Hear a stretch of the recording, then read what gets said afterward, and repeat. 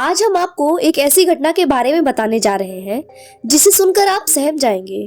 ये घटना हमारे पड़ोसी देश चीन की राजधानी बीजिंग शहर की है। कहानी शुरू होती है इससे थोड़ी दूर पर एक बस टर्मिनस से, जिसका नाम युआन मिंग युआन है। 14 नवंबर 1995 की रात को युआन टर्मिनस से बस चलती है। इस बस को युआन टर्मिनस से चलकर शिंगशांग तक जाना होता है। इस जगह को लोग फॉरग्रेंट हिल के नाम से भी जानते हैं। ये बस इस रूट की आखिरी बस होती है। इस रूट का नंबर 375 था। ये बस अपनी मंजिल तक पहुंचने के लिए लगभग 16 किलोमीटर का सफर तय कर चुकी होती है। उस रात को आखिर ऐसा क्या हुआ कि लोगों ने उस रास्ते पर जाना ही छोड़ दिया। आइए जानते हैं आगे की स्टोरी में।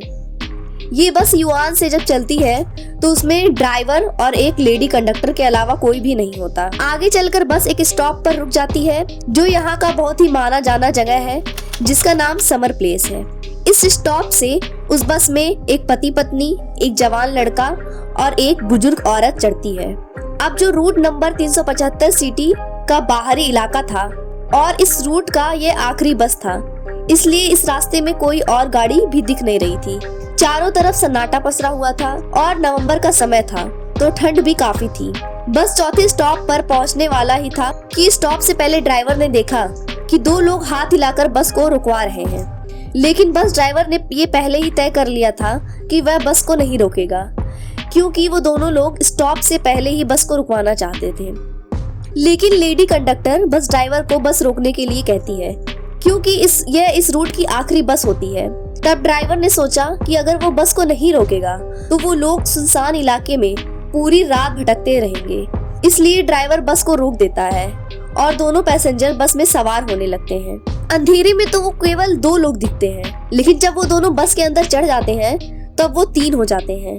इन दोनों ने तीसरे आदमी को अपने कंधे के सहारे से लिया हुआ था और उसके बाल बिखरे हुए थे और उन दोनों आदमियों का जो फेस था वो बहुत ही ज्यादा सफेद था, मतलब नॉर्मल स्किन टोन से भी ज्यादा गोरा था। और उन दोनों ने चीन के राजवंशी कपड़ों को पहना हुआ था। अब वो तीनों लास्ट वाली सीट पर जाकर बैठ जाते हैं। अब बस वहाँ से निकल जाती है। उन्हें देखकर बाकी सभी पैसेंजर घबरा जाते हैं। उस बस की कंडक्टर सभी पैसेंजरों को शांत करवाती है और उनसे बोलती है कि शायद ये कोई प्रोग्राम करके आ रहे हैं और बस पकड़ने की जल्दी में इन लोगों ने अपना कपड़ा अभी चेंज नहीं किया है, तो इसलिए आप घबराइए मत। यह सुनकर सभी पैसेंजर शांत हो जाते हैं, पर वो बुजुर्ग औरत चुप नहीं होती है और वो उन तीनों को बार बार पीछे मुड़कर देखती है। 3 स्टॉप निकल जाने के बाद उन दोनों पति पत्नी की भी मंजिल आ जाती है और वो दोनों बस से उतर जाते हैं। फिर बस आगे की ओर चल देती है। अब बस में केवल बस का ड्राइवर, लेडी कंडक्टर और वो बूढ़ी औरत और उसके साथ एक जवान लड़का और वो तीनों अजीब दिखने वाले आदमी, यही बस बचते हैं बस में। अब कुछ देर के बाद बुजुर्ग औरत चिल्लाने लगती है कि उसका पर्स उसके सामने जो लड़का बैठा है उसने चुरा लिया है, जिसे सुनकर वह लड़के को बहुत गुस्सा आता है और वो भी झगड़ा करना शुरू कर देता है। वो लड़का कहता रहता है कि उसने कोई पर्स नहीं चुराया है, पर वो बूढ़ी औरत नहीं मानती है और बोलती है कि अगले स्टॉप पर बस रोको और वो उसे पुलिस स्टेशन लेके जाएगी। सबके लाख समझाने पर भी वो बुजुर्ग महिला नहीं मानती है और फिर ड्राइवर को हार पछताकर अगले स्टॉप पर बस को रोकना पड़ता है और बुजुर्ग महिला उस लड़के को लेकर वहां उतर जाती है और बस वहां से चला जाता है। वहां उतरने के बाद लड़का देखता है कि वहां कोई भी पुलिस स्टेशन नहीं है और ना ही वहां एक भी इंसान है, बिल्कुल सुनसान इलाका, और लड़के को बहुत गुस्सा आता है। फिर वो बूढ़ी औरत से बोलता है कि आपकी वजह से मेरा लास्ट बस था वो भी छूट गया, अब आखिर मैं घर कैसे जाऊंगा। तो वो महिला बोलती है कि मैं तुम्हें कोई पुलिस स्टेशन नहीं लेकर जाने वाली हूँ, बल्कि मैंने झूठ बोलकर तुम्हें यहाँ उतारा है और तुम्हारी जान बचाई है। मेरे पास यही एक रास्ता था जिससे किसी को शक भी नहीं होता और हम दोनों की जान भी बच जाती। ये सुनकर लड़का हैरान हो जाता है और उससे पूछता है कि तुमने मेरी जान किस तरीके से बचाई।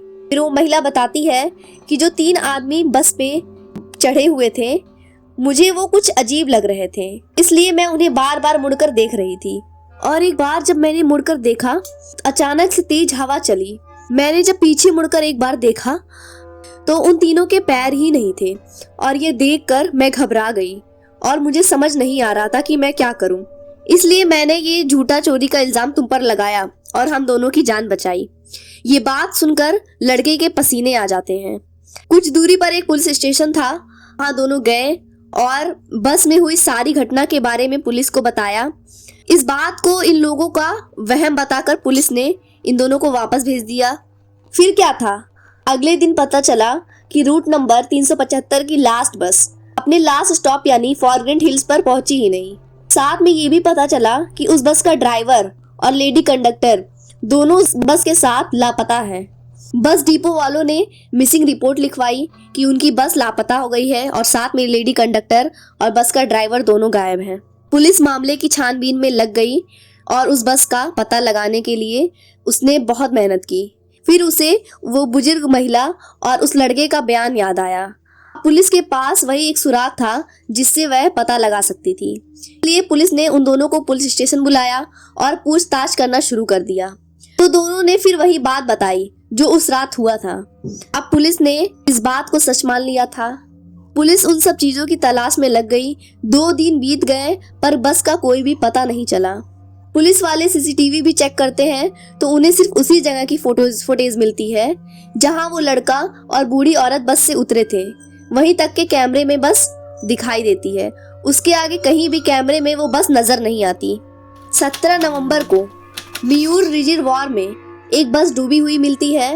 अब पुलिस इस बस को निकाल कर बस की जांच करती है तो पता चलता है कि ये वही रूट नंबर 375 वाली बस है। अब इस बस को जांच करते हुए पता चलता है कि उसमें 3 डेड बॉडी मिलती है। इसमें से एक ड्राइवर, दूसरी लेडी कंडक्टर और तीसरा उस आदमी का होता है जिसको उन दोनों अजीब आदमियों ने अपने कंधों पर लटकाया हुआ था। बस तो मिल गई थी लेकिन बात और भी ज्यादा उलझती जा रही थी। जो डेड बॉडी बस में मिली वो इतनी बुरी तरीके से सड़ चुकी थी कि ऐसा लग रहा था कि कई दिनों पहले इनकी मौत हो चुकी है, जबकि सिर्फ 2 दिन हुए थे अभी इस घटना को।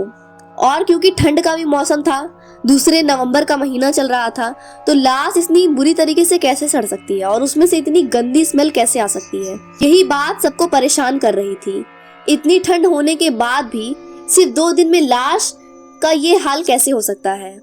और जहां बस मिली वो जगह फॉरग्रेंट हिल से 100 किलोमीटर आगे थी। जब ये बात बस डिपो वालों को पता चली कि बस इतनी आगे मिली है तो वो लोग कहने लगे कि ये नामुमकिन है, क्योंकि बस में इतना फ्यूल था ही नहीं कि वो उस बस को इतना आगे ले जा सके। पुलिस वाले ये बात जानकर हैरान हो जाते हैं कि जब बस में इतना फ्यूल नहीं था कि बस 100 किलोमीटर आगे जा सके तो आखिर बस उतना आगे गई कैसे।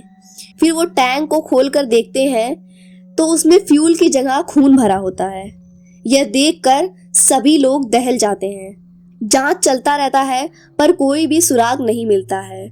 आज 2023 में इस घटना को 28 साल गुजर चुके हैं, लेकिन आज तक कोई भी इस मैटर को सॉल्व नहीं कर पाया है।